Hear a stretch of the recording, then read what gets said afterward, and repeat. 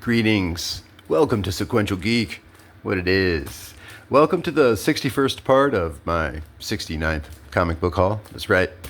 This comic book haul is going to comprise of comics that are from like some hip comic buys, eBay buys, some online shopping buys, people I've met from Craigslist, and I'd say though most of these though are going to be the Night's Haul. I came back to Michigan last week of March and been dying to head up to this OG comic book haul. It's like an Elks Club, right? It's in the Knights of Columbus Hall. It's on Farmington Road in between 7 and 8 Mile, and it is just this little con. I've been going to it off and on since 2005. Super nice people here at the Knights Hall. And when I came back to Michigan, first thing I wanted to do was go to this. So I went on April 14th right here. And then I just went this past Sunday on August 25th. So I got the Knights Hall, local con, super nice people there. Everybody there was just totally fucking helpful. And the online buys. So let's get on with the haul. Before I do though, I got something I want to say. First of all, if you are a subscriber, thanks a lot for returning. Just really appreciate your comments every now and then. Returning subscribers, thanks a lot for your support. If you are a returning collector, hey, this is my third time collecting. I collected in the 80s. I collected like 2000, 2005 during this like new Marvel mini Renaissance era. Shit was going on with like Vertigo. Marvel was letting some indie people come in. People from Fantagraphics, Drawn and Quarterly. Independent artists throughout the like 80s, 90s were in full swing by early 2000s. So that 2000, 2005 era I collected, and then now I return for this third time collecting that I'm winding down. So this channel is my third time returning. If you're a returning collector, let me know what you think of my vids. Let me know what you think of my purchases compared to your collecting, because I've been doing a lot of speculating, run fills, and just stuff for fun that I've been just collecting, and it's becoming way too much. And I think my bucket list is definitely been done. A few are new to comics. Stay off of YouTube. Here's a great example why. I know it's fun. There's some awesome interviews that I definitely recommend checking out, but it's just, there's too much goddamn like cover price top 10 bullshit where one shill can sell a bunch of comics to another shill if they see something in a trailer that would ignite some interest. So that will make that comic show up on a radar like a top 10 list, because that high purchase buy, it's planned, it's set up, but it gets on cover price. Also though, hey, I can say this. Markson, the head grader of PSA, is a liar. He's untrustworthy. I have no proof, but apparently you're supposed to be able to get away with saying that, because at the Hot Comic Book Alert at Mercenaut's channel, Mr. Longshort says the head grader at PSA is a liar, that he's untrustworthy. I ask for proof, and I get judgmental, ridiculing remarks about my sexuality and mental health. So that's one of the leading channels. That's where you're getting your information from. If I had known shit like this before I got on YouTube, I made a mistake spending too much time on YouTube. So I'm definitely winding down, making my vids, and time being spent on YouTube, because it's dominated by shills, for better, for worse. For worse, in my opinion. I got some doom and gloom. I've been saying that was endearingly pointed out by the channel Wahoo Comics. Shout out to them, by the way, because I think that guy actually gives a shit in a sense. Yeah, check out Wahoo Comics. Let me know what you think. Let me know what you think of, I guess, me making a fool out of myself on that Mercenaut channel, asking for proof. Sorry. So yeah, the head grader of PSA. If you go to Comic Book Investments, where the guy interviews his dad, the head grader, and you ask Mark a question, he won't get back when I'm asking, is this true? What's up? So you just get ridiculed, y'all. You're just going to make yourself a target for abuse, asking for accountability, proof. It's not like I'm arguing about like whether option for a movie should be popular, and I think it shouldn't, so I got to argue. Or whether shills should run the search results. They dominate the search results. Let's argue about it. No thanks. Or whether variant covers should dominate collecting. I think it's wrong, but I'm not arguing about that. I'm arguing about providing some fucking proof. But hey, this is what you're getting into if you're new to comics. People that have lots of stock in CGC, so they're not going to want people to look elsewhere. in my opinion. Let's get on with the haul, y'all. I got some fun comics. I got some cool shit. When I went to the Knights Hall, this Knights Hall here, it's a, the little Elks Club Hall, the Knights of Columbus Hall, Detroit area. When I went to this baby, I didn't have a chance last April to go to the very first Detroit comic book and toy show, but they were handing out the program guides at the Knights Hall little mini con last April. So that's cool. I'm glad I got the first program guide. I'm not too crazy about the cover here, but kind of wish I went to this.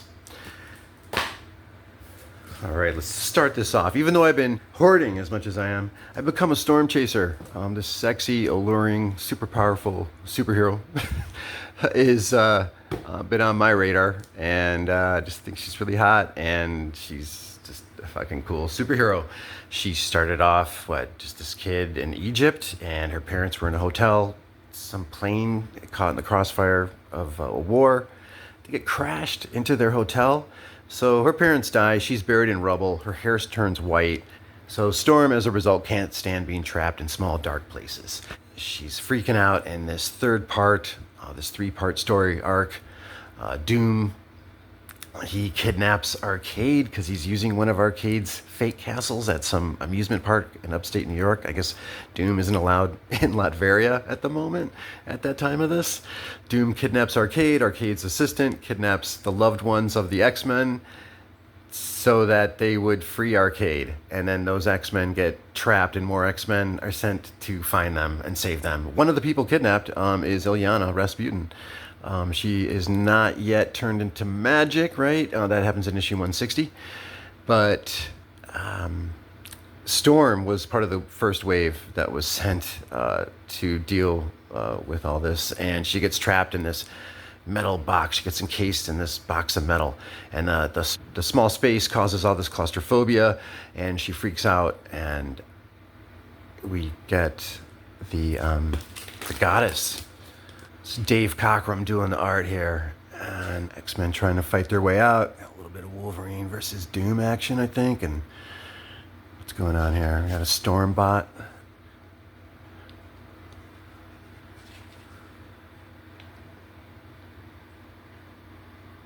David Cockrum art. Total influence to John Byrne, maybe? Here we go. So after Storm survived being this war refugee, she's on the streets of Cairo as a pickpocketer working for Farouk. And then somehow she gets away. I think Xavier ends up putting Farouk out of commission. But later, Storm becomes this goddess in the Horn of Africa around Kenya area.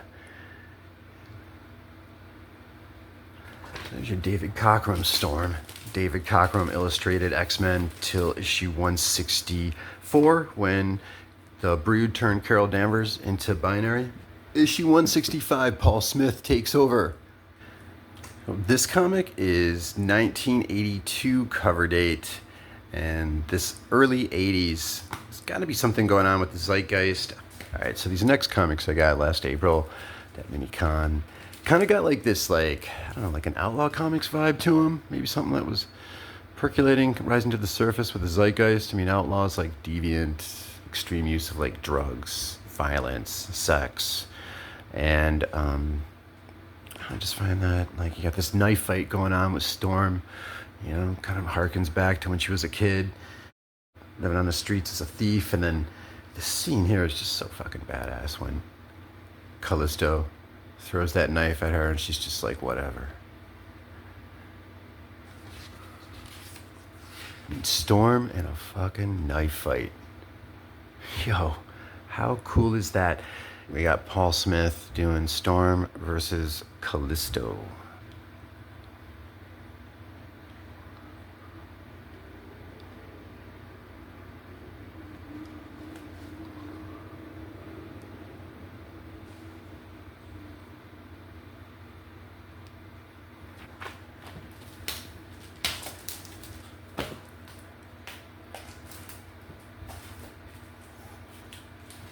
I bought a couple of these out of 1983.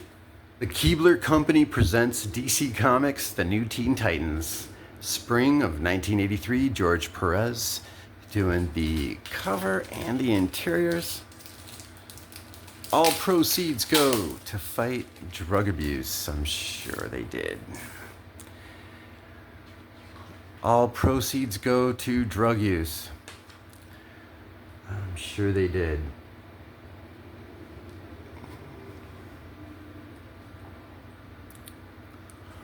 Check it out.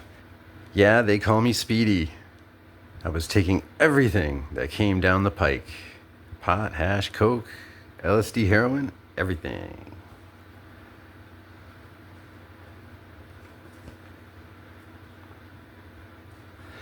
Oh yeah, right. They didn't have the license for Robin, so they created this other superhero, this dude here, when they made this comic. That's why there's no Robin. Teen Titans comic book on drugs. Where's the Teen Titans comic book about how about asking children, how's your mental health? It's just a fucked up concept to ask somebody that young to have to figure out how to answer. How mental health awareness campaigns with minors are really just pill companies trying to have people think, as they're growing up, that mental health has to coincide with taking pills. Where are those comics? Or how about a Thor awareness comic where Jane Foster dies of cancer and Thor is so fucking pissed that these mortals have the technology to cure it, treat it better, yet the pill companies can make more money having somebody suffer. I want to see Thor lose his fucking shit on Midgard and go old school, the way he used to be, where he was rarely seen, rarely spoke, but when he was around, it was a big bolt of lightning and thunder, fucking with people's shit, like congressmen and pill companies. How about that? That comic, Thor versus Earth. Thor, like, call it Thor, tough love. You know, at the con, this guy wanted $100 for a really nice newsstand copy of The Punisher, this first Punisher series from 1986. Steve Grant did the story, Mike Zeck doing the art.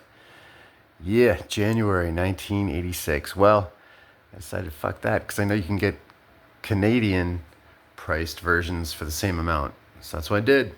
Got this for $100. Yeah, I know.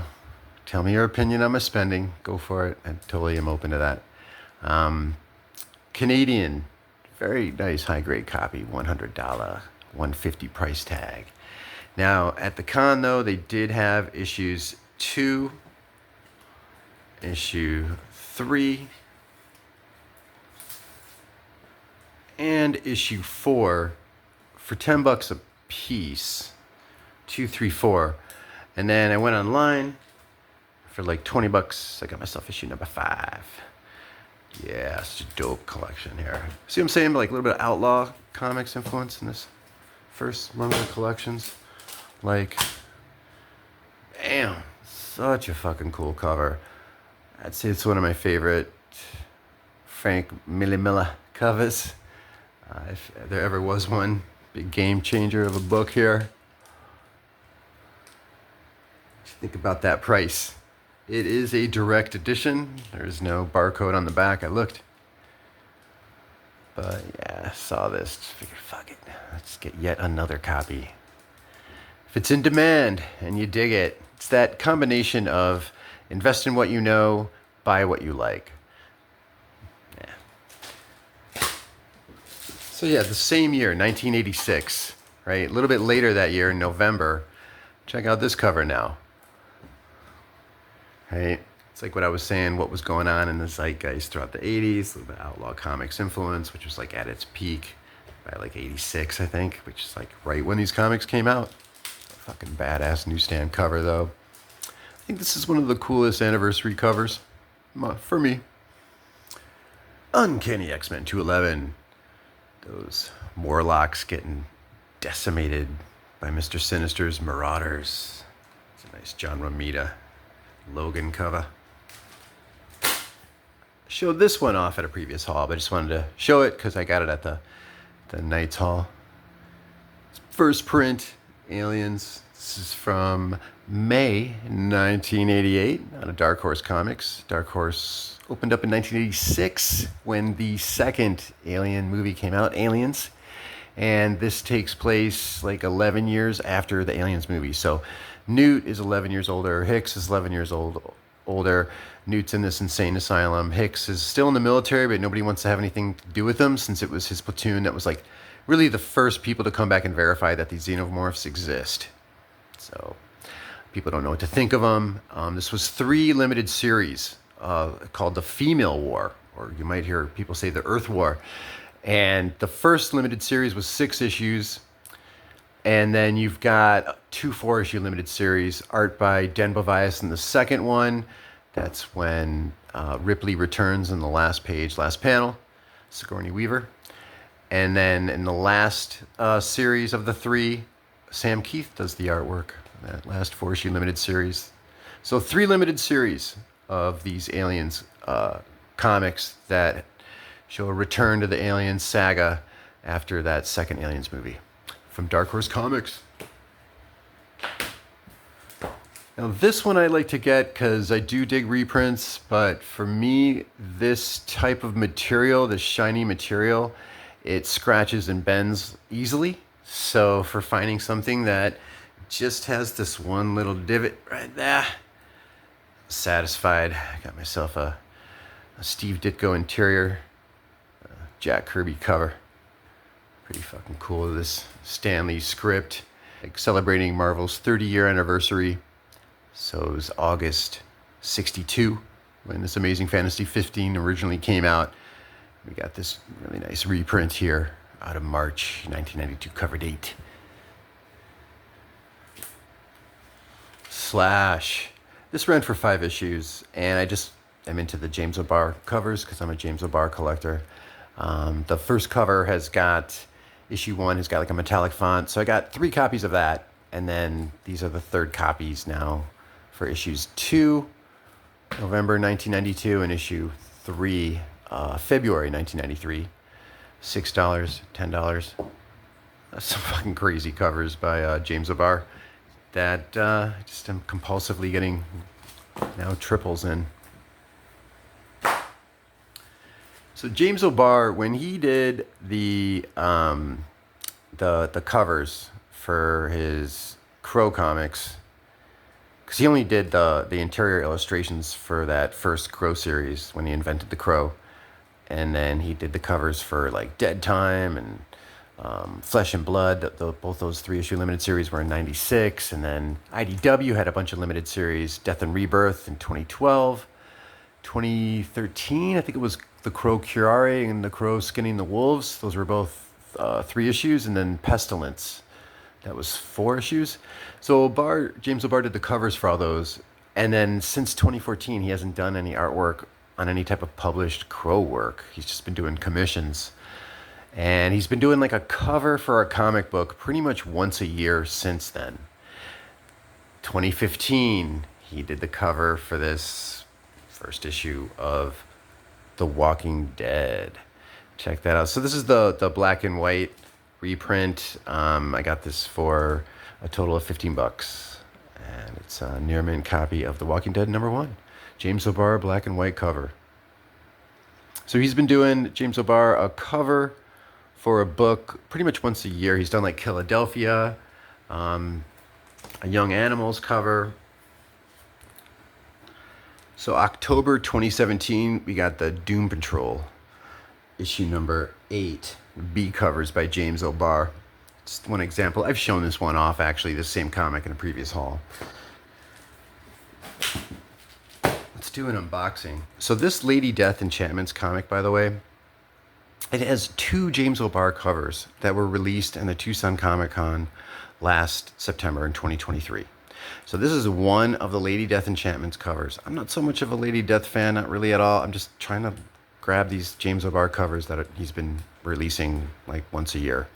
And so in 2023, he did 2 Lady Death covers, Lady Death Enchantments #1 covers. And this one's limited to 100 copies. I got this one, had to buy this just from a different seller because the the main seller that always has these copies, Plastic Memories, if he doesn't like how you collect or your answers, he'll just cancel your order. Or he'll say, you know, I'm just a regular, I just got a family. I'm just a regular guy. I'm not a dealer. This is messages he sent me on Instagram because he wouldn't communicate with me in eBay, even though he was trying to sell it on eBay. Then he would only communicate with me in Instagram. Then after weeks, dude, like we're going on now 3 weeks. I said, this is bullshit that you are going back and forth instead of just completing the sale. I don't understand why you're creating all these delays. So Lady Death Enchantments, issue number 1, has two James O'Barr covers that came out in September 2023. I got this one from another seller. The other cover was only from Plastic Memories. So this friend of mine in Michigan ordered it for me because Plastic Memories, I had the owner of Vision Comics and Oddities try and order another copy of this. And they were in Colorado as well, like I was at the time. And so they canceled the order. Yeah, I think maybe they went to my channel and saw that I did videos on Vision Comics and Oddities. But when Chris, the owner of the shop, asked the seller, Plastic Memories, why did he cancel it, he wouldn't reply to him. But if you look at Plastic Memories, anything that he sells, it'll say, I will not sell to people in Colorado. How fucked up is that? Yeah. Yep. Told the seller this is bullshit that you're taking weeks to sell me something. Why is it? Oh yeah, I told the seller as well, Plastic Memories. I said, why do I have to beg to give you my money? That's what's going on right now. This is bullshit. So yeah, this is the United States. It's just fucking head games and back and forth. And this is social media. This is what's replaced trying to get shit done in this fake country. Lady Death Enchantments number 1. Now I did order the second cover that this had that came out at the Tucson Comic-Con in 2023. I had a friend of mine, gave my friend the money in Michigan. He ordered it, gave this when I came back to Michigan in April. He gave this to me, and I've been using this as like just to set shit on top of. And a few blunts have need some burns here. I don't even fucking give a shit anymore. I'm so sick of this fucking back and forth with sellers, trying to beg people for information, just trying to find something that tedious and drawn out. There's just so much shit that it seems like it's too difficult to find stuff these days. Yeah. The pandemic just burnt me out. Life in general, really. All right, so here are the contents. All right, so we've got both covers this time. Holy fucking shit. How dope is that? I only expected to get this cover. So Lady Death Enchantments has 2 covers, 2 James O'Barr covers that came out in September 2023 at the Tucson Comic-Con. And I ended up with both. Check it out. Both of them have a limited print run of 100 copies each. And I just like to brag that I can get doubles of James O'Barr covers. And yeah, now I do. Except for this one, all in good time. Speaking of limited James O'Barr edition runs, I don't know if I'm going to get doubles of this one. Not limited to 100.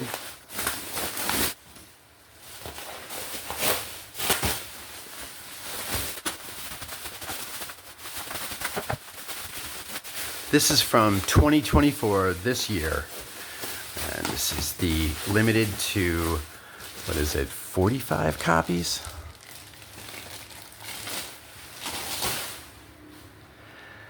Limited to 45 copies.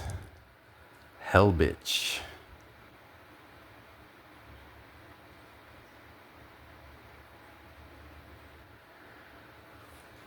Look at that. For a total 182. Wait, there's more. Oh yeah. Let's talk about a little bit of that new Marvel tip. I was saying 2000 to 2005. I just can't stop buying my new Marvel stuff in Newsstand. If I find it out there in the wild, usually I could only find Newsstand copies of these early 2000s stuff. online. We're talking low print runs. I think it was like 5% of the print run were Newsstand in the year 2000. And this is July 2001. Frank Quitely cover. Frank Quitely was the main artist on this Grant Morrison run that was from like New X-Men 114 to I think 156. But for me, the ones that I would recommend reading is just when Grant Morrison started from 114 to 140. He introduced a shitload of characters. Just these new concepts that were taking this Marvel brand into the 21st century, modernizing them, but also just kind of like a little bit of an indie take on these characters, a little bit of out-of-box type of storytelling that was, like I said, building upon the mythos, wasn't discarding anything, but just trying to expand it. I like this, expand it in the sense of like, hey, Charles Xavier, he's got a twin, right? Expanding things in the sense of the secondary mutations, the look of the characters. Just a fucking cool concept. Excellent follow through overall, in my opinion. A lot of bait and switch though with this, because it started off with the Frank Quitely artwork, and then they'd change up the artists, and then a lot of times too, this was something that was unique for me as far as when I returned the second time, was that the cover art didn't always match the interiors, and that wasn't like how shit was in the 80s. I wish they'd stop doing that and just do that with variants. $20 I got this one for. First appearance of Cassandra Nova. First appearance of the Wild Sentinel. First appearance of Ugly John. And first appearance of Donald Trask. Now, just yesterday, though, I did for $1 grab this copy. I couldn't resist. I mean, if I'm going to find a newsstand copy out in the wild, it's a little beat up, but it's not bad. So this is issue 119 of New X-Men. Now, although that's a Frank Quitely cover, it's Igor Corday doing the interiors. December 2001 is the cover date of this one, and this is the first appearance of this one character called Choir. I mean, super minor character. You don't even see her as Choir. She just has something around her neck because she has all these mouths on her neck. I think 3. But yeah, it's a first appearance, and the first appearance of this character, Sarah Bella, is a telepath, this one girl, and her brain was removed by these U-men, put in that jar. I think they like harvest mutant organs and try and sell them. I think that's who these baddies are in this story arc. Yeah, Igor Corday's artwork isn't bad. It's just the whole like bait and switch that I wasn't used to of the artist not matching the cover. I also got these two for $1 a piece, up to, what is this, issue 135, and then also I got these yesterday for $1, but then also yesterday I got these two for $5 a piece. Some newsstand copies, issue 115 right here, issue 115, and this is the first appearance of Negasonic Teenage Warhead. Yeah, August 2001. Now Frank Quitely does the cover and the interior for issue 115. First appearance of Quentin Quire, issue 135, newsstand for just $5. Excellent condition, February 2003. Except, although the cover here is by EVS, Ethan Van Sciver, the interior of this one is done by, not sure, Rapmund. Unknown. New Marvel era. Thinking out of the box, right? All right, staying in that new Marvel era from like early 2000s. This one I bought for $1 at the con yesterday. So here we got Wolverine, right? He's like your anti-hero. But X-Force is like anti-superhero, I'd say. Once again, we're talking like having some people with some like indie ideas that aren't necessarily throwing away all the years and decades of Marvel's history, but they're trying to just expand it and build upon it. So here we got some superpowered people, these mutants, that are just trying to shield themselves because they're all on this reality TV show. So it's a different take on superpowered people. This is more of like an anti-superhero comic in that sense, and just, you know, it was something that I wish Marvel would have taken off going in this direction towards. Just all the stuff that was coming out with like Bendis and Malieve and New X-Men with Frank Quitely and Grant Morrison and this. I kind of wish that comics were doing stuff like this as well with like Alias in the late 80s instead of pushing the spec bubble like they did by 1990. So that's one of the reasons I was attracted to this era. It was kind of like filling in this vacuum that was formed since the late 80s spec bubble. And issue 121 is December 2001. It's the first appearance of Spike, and it's the first appearance of Lacuna. And Lacuna, she can stop time momentarily. This has got some scuffing and some water damage, just some slight ripples, but she can stop time briefly and ends up having a reality TV show of her own, which finally pisses off her uber-liberal parents who accept everything that she does. Yeah, that's Lacuna. Now, I don't know if you remember that television show Wolverine and the X-Men, not the one that X-Men 97 is based off of, but Wolverine and the X-Men had this character called Spike. There's also a Spike in this, but nothing like the one from, he looks like the dude, but his mentality is nothing like the narcissist from X-Force. But this is Spike's first appearance in comics, X-Force 121, as well as Lacuna. 123, there is this, the reason this is so rare, I realize, is that on the back, is it on the back, or is it slightly inside?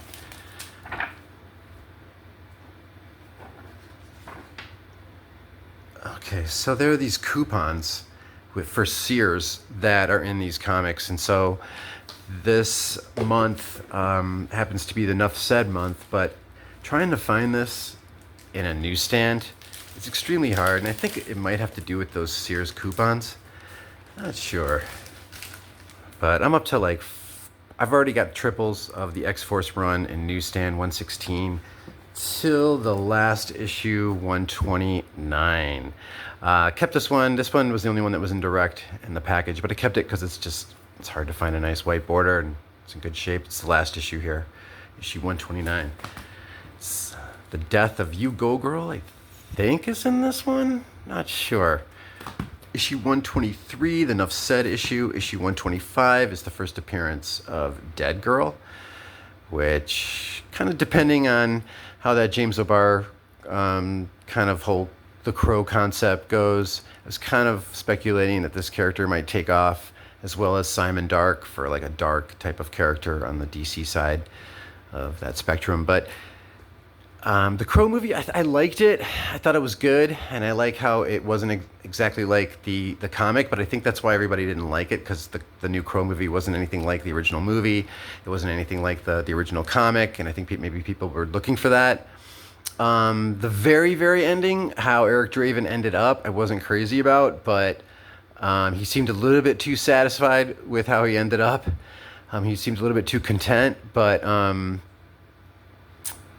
overall, yeah, I thought it was a decent Crow movie. I thought it was a good Crow movie. Do I think it's worth seeing as a matinee? Yes. Do I think it's worth seeing full price? It's up to you. It depends how much you're into the Crow. X-Force. Now, this is the water damage one. This is a bunch of first appearances. First appearance of You Go Girl. Zeitgeist's first appearance. I think he dies in the next issue or the one after. The Anarchist, his first appearance. So You Go Girl and the Anarchists, they last. The rest of these all die. The guy who really runs this team is called The Orphan. He's also called Mr. Sensitive, and his first appearance is in the issue after this. So as far as first appearances go with this X-Force run that starts here in issue 116, which happens to be the first comic book that was published by Marvel to drop the Comics Code Authority. Another landmark reason to buy this landmark issue. As far as the history of Marvel goes, a lot of good it did, considering how much stuff is censored today. But we go from Christian conservative extremist censoring with the Comics Code to now to, what do you call it, neoliberal extremist censoring. Anyway, this is the first issue that Marvel had when they dropped the code, and it was just the beginning of this mini era of little independent thinking and people experimenting, trying to expand the brand through a lot of characterization-based stories. And that was going on around 2000, 2005, and a lot of other great stuff was going on with other publishers, like I was saying. So a bunch of first appearances here with issue 116. First appearance of Dead Girl with issue 125.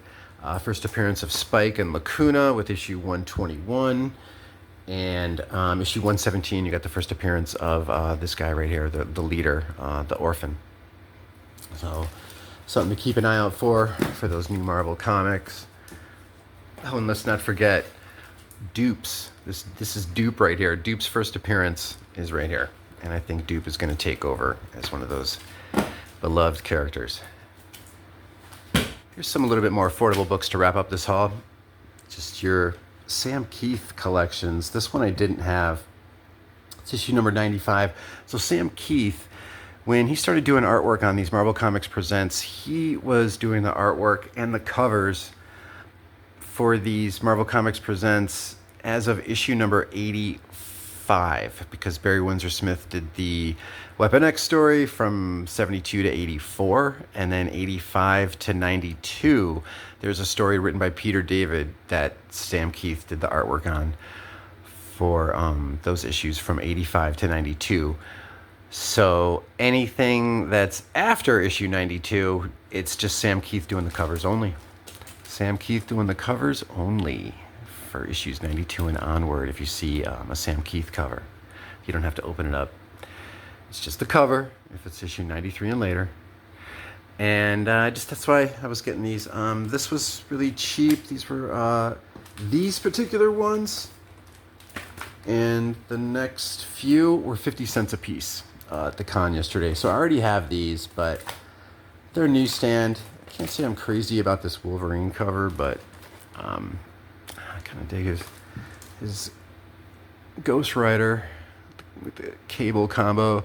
This reminds you of a Nolan style a little bit there. It's a dope Doctor Strange, Sam Keith. It's definitely a great Wolverine Nightcrawler cover as well here. Nice white border, even though I already have this one as well. I got a second copy because I'm loco. Another 50 cents copy. I've shown these off as well in the past. These are just another copies, actually. Really nice condition. Why do I like these? I gave the last copies that I recently showed away. And these are just showing how Wolverine's claws were originally depicted as being bionic implants. That's my deal here. Prosthetic claw.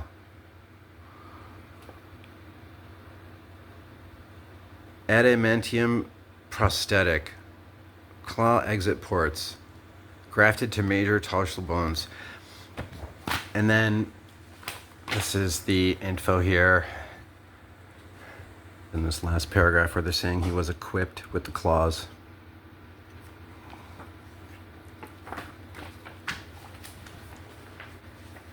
These I got just to read. I know it's the Demon Bear saga started in issue 18 is when the story started with Warlock's first appearance, but I got these for 50 cents yesterday at the local con, and I just wanted to reread these because I just remembered how always discussing this with fans of New Mutants at the time when I was reading New Mutants. We were always just like, what is going on with the artwork? It was like we had to force ourselves to work out the images, not like in a bad way. It was just, there's nothing wrong with providing a comic book that isn't limited by brand identity images. Like every time you change something up, you don't have to always worry about licensing. They didn't really have much licensing with New Mutants though by the time this came out. This is like 1983, 84, so they didn't have to worry, I think basically is what that was about. And that's kind of like what that new Marvel era from the early 2000s, pretty much almost 20 years after this, I think was about, because Marvel's stock was so low after they declared bankruptcy in 95, 96, that by 2000, you know, it was like well under, I think, $4 a share. So they could get away with trying things, non-conventional things, but that didn't last. Yeah, the Demon Bear Saga shit though was just so different. My point is just, you know, you expand the look, the style of characters, you can expand the demographic too. Oh my God, what a thought. And then here's the second one. And after I saw the Crow movie, I went and bought a ticket, because I really dug that movie. And where did I put it? Here it is. Just as a Crow fan, even got it with that little slight connection here. So yeah, opening weekend ticket for the Crow. Sunday though, but I don't know. I mean, how many people are going to be buying movie tickets? But I thought everything's supposed to be going digital by like early 2030s. So yeah, looking forward to reading this Demon Bear Saga again. Just I haven't reread this story. I think I've only reread this story once since the 80s. So just something fun to check out, pass the time a little bit. All right, and then so the reason I got this comic right here, first appearance of Centurions, 50 cents I got this for. Came out in 2005, part of Quesada's limited series, Daredevil Father, and I think Quesada himself, I think he's from Cuba. I'm not sure if he's from Cuba or Puerto Rico. I think he's got a Cuban background, Joe Quesada. Okay, so Joe Quesada, he introduced these superheroes out of this limited series that he had out in 2005, Daredevil Father, called the Centurions, and they're kind of like they're like a anti-gang, anti-crime gang. They police their neighborhood, one of the boroughs of New York City, and they're based off of these deities, these Orisha deities originating from these West African tribes, these religions based out of West Africa, the Yoruba tribes, and diaspora from West Africa that had landed in Cuba, Haiti, Puerto Rico, had developed these stories, this mythology of these deities, these Orishi, and Quesada implemented them each as members of this street gang, or maybe members of the street gang are avatars for them, essentially, for these Orishi. So they encounter Daredevil, essentially, and their first cameo or first appearance you could consider is this last page of Daredevil Father, and just thought they were a cool take on a superhero team, something different.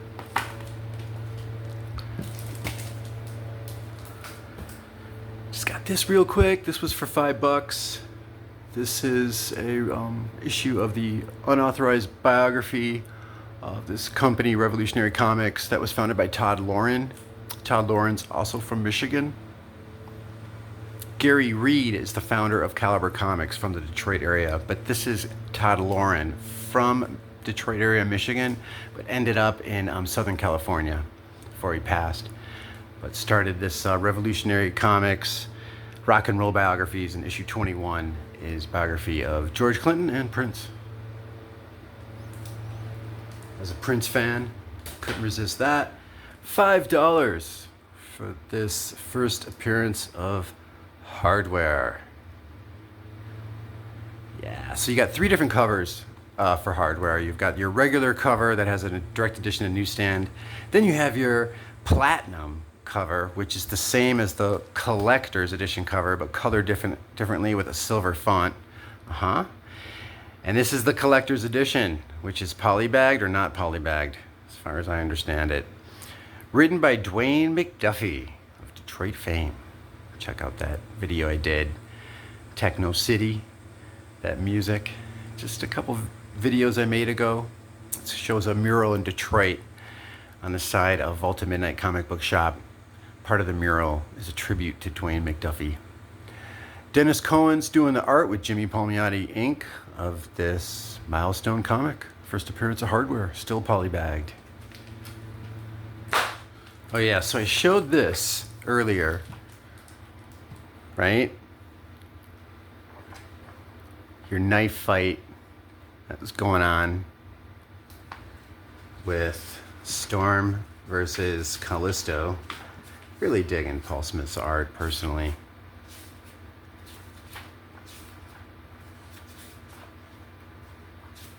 All right, here's your knife fight, Storm versus Callisto. Got this yesterday.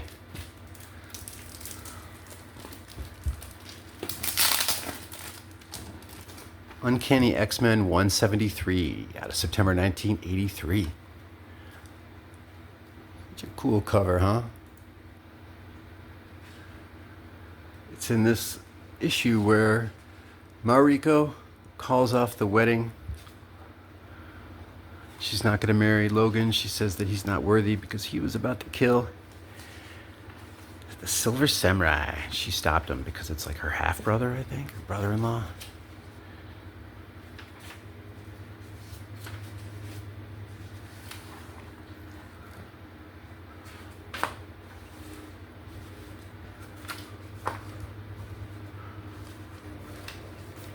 Another copy of this.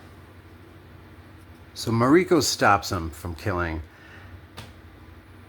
This Madam Viper steps in, and just before she's able to shoot Wolverine and Mariko, Rogue steps in, blocks the blast, and it's this issue where Wolverine allows his healing factor to transfer over to Rogue by kissing her. Would they be allowed to show him kissing her today?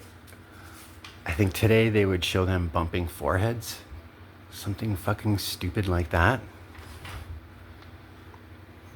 Oh yeah, also, this is the first appearance of Punk Rock Storm.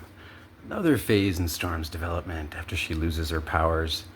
Thanks to that gun that Forge invented, Henry Gritch from the US government used it on Storm. I think he was trying to use it on Rogue, then Storm got in the way. Lost her powers temporarily. She ends up becoming leader of the X-Men still, though. I've seen the same image in an ad, but they showed like, I don't know, like smoke, light, kind of cindering, like she just shot a blast of lightning. Something like that I think would be cool. It's like a tattoo, like right there on the arm. We have our Paul doing Wolverine. Knife fight versus Silver Samurai. Storm versus Callisto knife fight.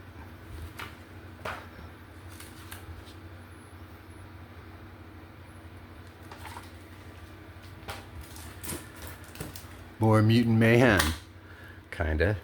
Long Shot, issue number 1, Newsstand, September 1985. First issue of this limited series featuring this issue, the first appearance of Long Shot. First appearance of Spiral, first appearance of Quark and Gog and his son, Magog. And Nascenti writing this. Art Adams art. Yeah, it's definitely one of my favorite characters here. So many of these characters throughout the 80s became my favorite character at one point. Just like the look of this. Very unique take, yet very cool too. Not just unique, but just dig the leather, the eye that glows, the blades. Just a fun character. He's a little bit too out of it though when he entered Earth. I think he had some memory loss when he went through the dimensions. Wasn't crazy about that part, but it's real fun, real cool looking character. Long Shot. He's got that luck power too. Manufactured, I believe too, right? This guy. All right, finishing it off. Ghost in the Shell, issue number 8. Masamune Shiro. This ran for 8 issues. I've got the first issue, multiple copies of that, and the mini comic. Got issue 4 and now issue 7. It's really hard to find out in the wild. Nice Dark Horse comic out of 1995. A little bit later, in 2005, I got this, episode 3, issue 1, Revenge of the Sixth comic, because it's the newsstand version. It's a Dave Dorman painting cover, though. It's another aspect I questioned today. Would they let a man, a white male, got a white straight male front and center there, over the age of 45, holy shit, I'm about to be shut down for showing this comic. They're going to shut down my channel now. You know, like they need to. All right, check that out though. Dave Dorman painting, white male, over the age of 45, front and center. Uh-oh. Berserker, issue number 5. Look at that. So I'm just looking for the first series, and I'm slowly just gonna find single-digit prices of non-A covers of Berserker. That's it. That's all I'm looking for that first series, those 12 issues. Non-A covers for each. Just for the fuck of it. If I can get them for hopefully $5 and less. This one's $5. Shiny. Who did this cover? Giuseppe Comencoli did this cover. So yeah, I'm just looking to get non-A covers for that first Berserker series. This is issue 5. And that's my haul. Y'all, keep on reading comics. Keep on collecting. Much love. Thanks a lot for swinging by. Appreciate your comments. Peace.